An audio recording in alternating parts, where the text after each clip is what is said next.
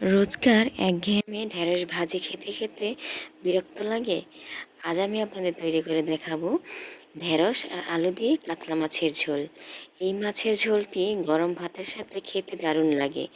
একবার যদি আপনারা বানিয়ে খান তাহলে বারবার খেতে মন চাইবে।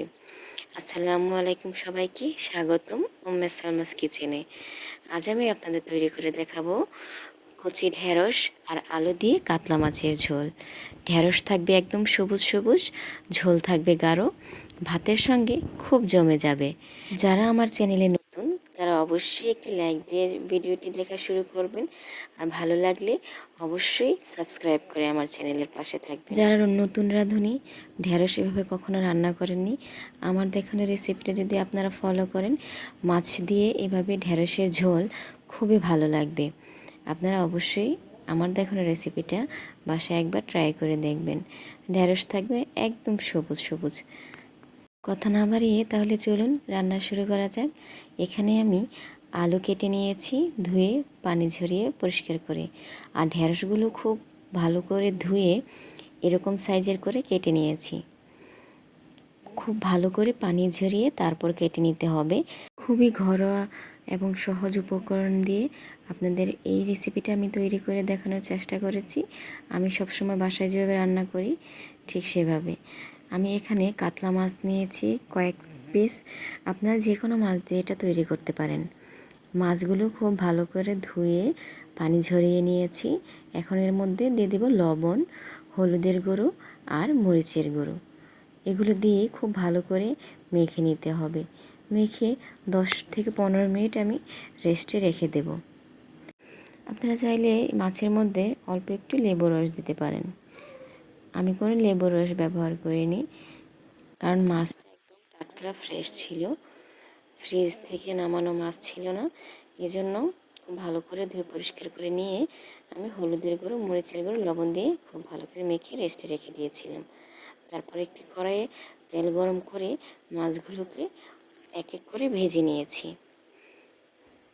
তারপর এর মধ্যে আমি তেলের মধ্যে গরম দিয়ে দেব পেঁয়াজ কুচি। পেঁয়াজ কুচি দিয়ে সাথে সাথে আমি আলুর টুকরোগুলো দিয়ে দেব। কেটে রাখা আলুর টুকরোগুলো দিয়েছি। পেঁয়াজ আর আলু একসাথে ভাজা হয়ে যাবে।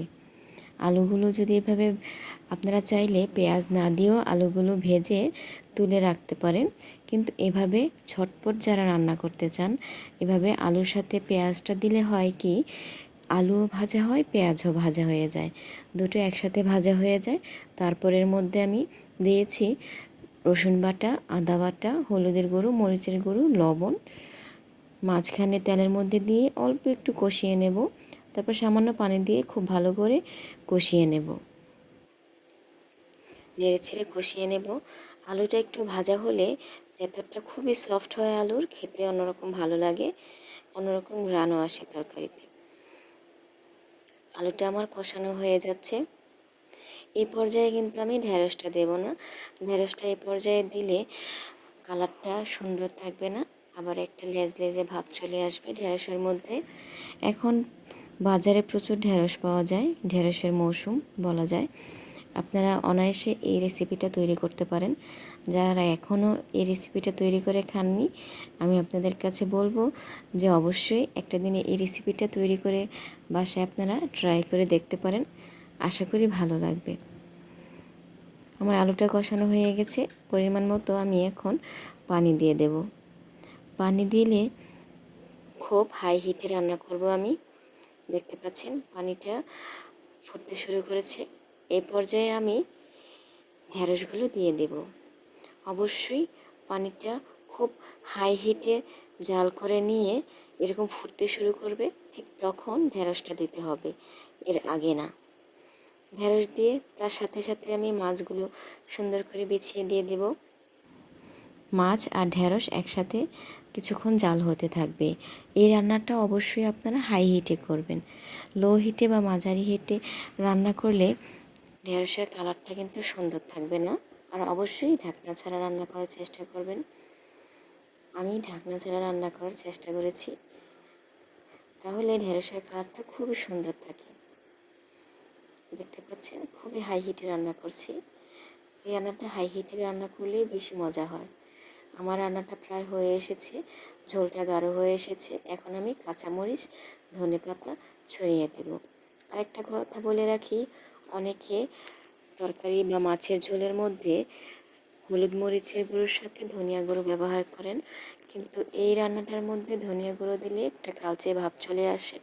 তাই আমি বলবো ধনিয়া গুঁড়ো না দিয়ে নামানোর আগে ধনেপাতা দিয়ে নামিয়ে ফেলতে পারেন, তাহলে এর স্বাদ এবং কালার দুটি সুন্দর থাকবে।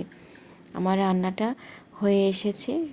আমার চ্যানেলের সহজ ঘরোয়া রান্না যদি আপনাদের ভালো লাগে তাহলে অবশ্যই লাইক, কমেন্ট, শেয়ার করবেন আর চ্যানেলটিকে সাবস্ক্রাইব করবেন। দেখতে পাচ্ছেন মাছের ঝোলটা কত সুন্দর হয়েছে। এরকম আলু ঢেঁড়স দিয়ে মাছের ঝোল একবার বাসায় তৈরি করে বাসার সবাইকে খাইয়ে দেখবেন, সবাই খুব প্রশংসা করবে। যারা নতুন রাঁধুনি আমার দেখুন রেসিপিটা ফলো করে অবশ্যই একবার বাসায় ট্রাই করে দেখতে পারেন। আশা করছি নিরাশ হবেন না, ইনশাল্লাহ ভালো লাগবে। আজ এ পর্যন্তই। সবাই ভালো থাকবেন, সুস্থ থাকবেন। আল্লাহ হাফেজ।